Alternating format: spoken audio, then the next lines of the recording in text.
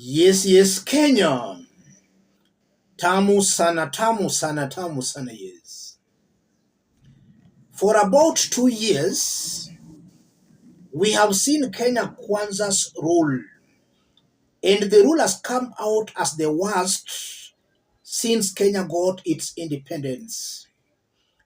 A William Ruto Rigathi's rule has come out as the worst, where we have seen open tribalism, government appointments being taken to two communities, a whole deputy president saying this is a shareholding government.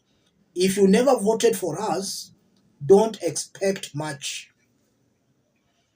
That's what we have been getting in Kenya Kwanza government. And I've always maintained in this forum that a united Kenya Kwanza government is not good for Kenya. A divided Kenya Kwanza government is very good for Kenya. And it appears God is now answering Kenyans' prayers. We are seeing this government dividing right in the middle. In this video, I want us to have a look at the list of Mount Kenya MPs who have today announced their support for Kindiki as they dump or distance themselves from Rigathi Gachagua. And the most interesting bit about it, in Nyeri County, Rigathi Gachagua's home county, all elected leaders, including the senator, have abandoned Rigathi Gachagua, save for only the governor. That's the only top leader supporting Rigathi Gachagua. All the 6 MPs in Nyeri County have dumped Rigathi Gachagua. The senator, Wamatinga, has dumped Rigathi Gachagua. The women representative has also dumped Rigathi Gachagua. Let's have a look at the list before we continue. The first MP, Mwangi Kiunjuri, MP Laikipia East. Second, Wachira Karani, MP Laikipia West. Jane Kagiri, MP Laikipia. Eric Wamumbi, MP Madira. That's Rigathi's Member of Parliament, Madira MP. John Kagusha, MP Mukureini. Duncan Madenge, MP Nyeri Town. Geoffrey Wandeto, MP Tetu. Wahome Wamatinga, Senator Nyeri. George Gachagua, MP Ndaragwa. Michael Mushira, MP Oljororok. Faith Gitau, MP Nyandarua. Joseph Gitari, MP Kirinyaga Central. Kimani Ichung'wa, MP Kikuyu. Alice Ng'ang'a, MP Thika Town. Mburu Kahagara, MP Lari. John Kiragu, MP Limuru. Githua Wamashukuru, MP Kabete. John Wanjiku, MP Kiambaa. Ann Muratha, MP Kiambu. Njoroge Kururia, MP Gatundu North. Gabriel Kagombe, MP Gatundu South. Simon King'ara, MP Ruiru. Mashua Waithaka, MP Kiambu Town.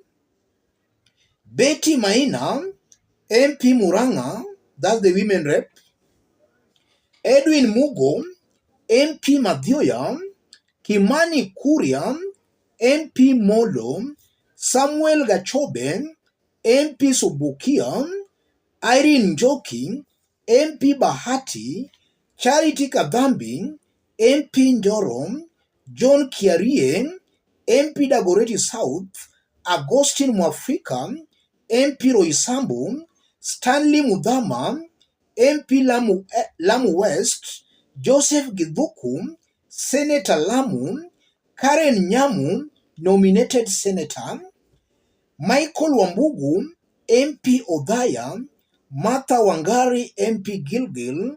David Gikaria, MP Nakuru Town East, Kwenya Dhuku, MP Kinangop, David Kiaraho, MP Olkalau, Mudhoni Marubu, MP Lamu, George Kariuki, MP Ndia, Mary Maingi, MP Mwea, Robert Gichimu, MP Gishugu, Ronald Karauri, MP Kasarani, Wanjiku Muhia, MP Kipipiri, Joseph Iraya, nominated MP, Anthony Wanaina, MP Kieni, Rahab Mukami, MP Nyeri County. That's the women rep, Nyeri County.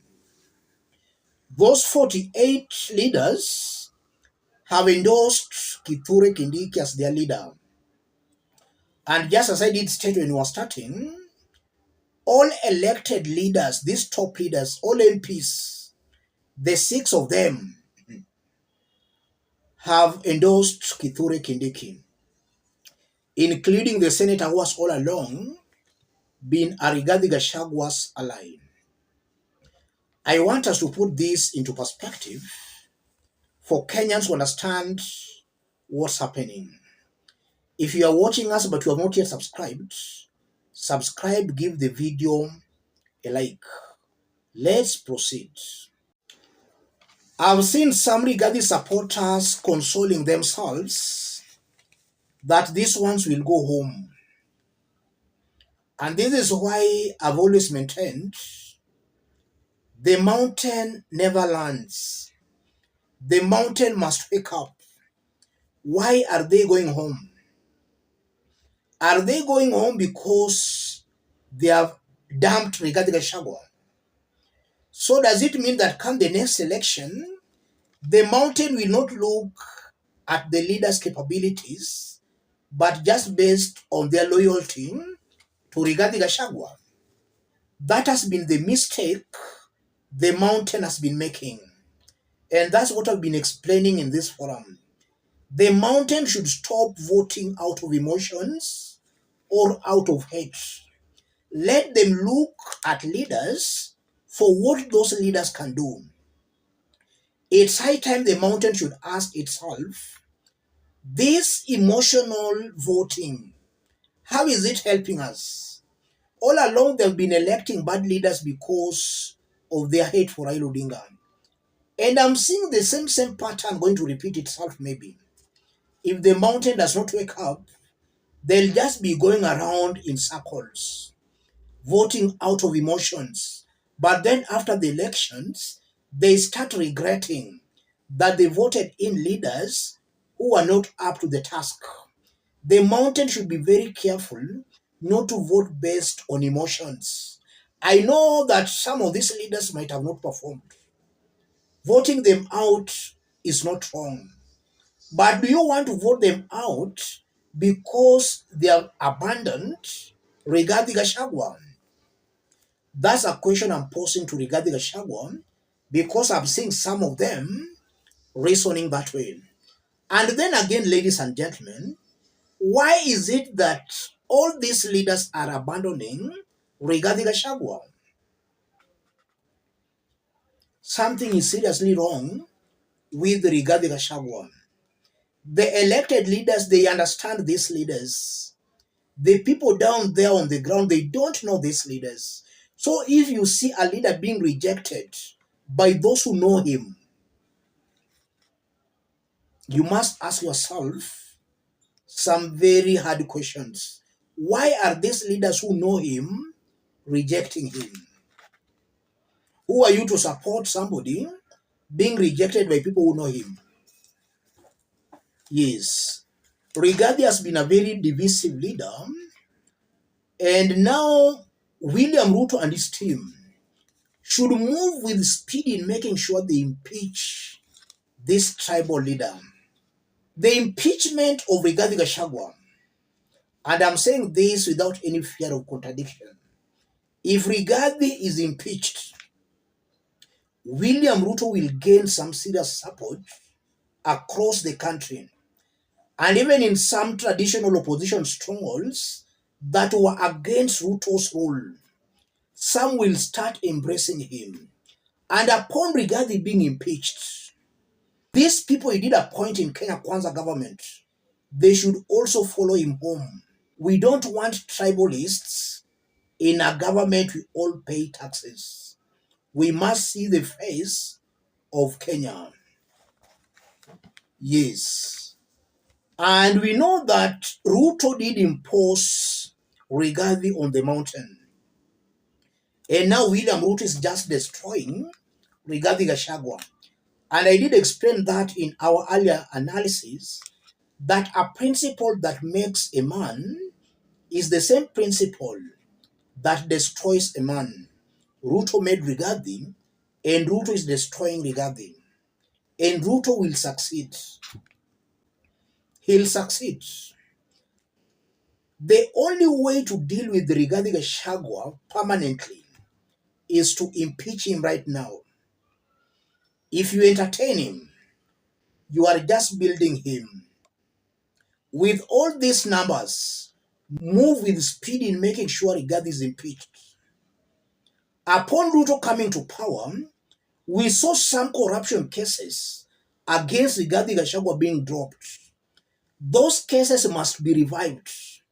And if possible, people like Rigathi Gachagua should not be allowed to occupy any public offices. They must be blocked from ever occupying any public offices. They must be blocked. And maybe Rigathi being blocked, Kalonzo can now just come in. Yes. Kalonzo can just come in. Kalonzo can be a better candidate than Rigathi Gachagua. It's better we have a Kalonzo as president than having Rigathi as a president. Yes. Let's meet in our next analysis. Thank you. God bless you. God bless Kenya.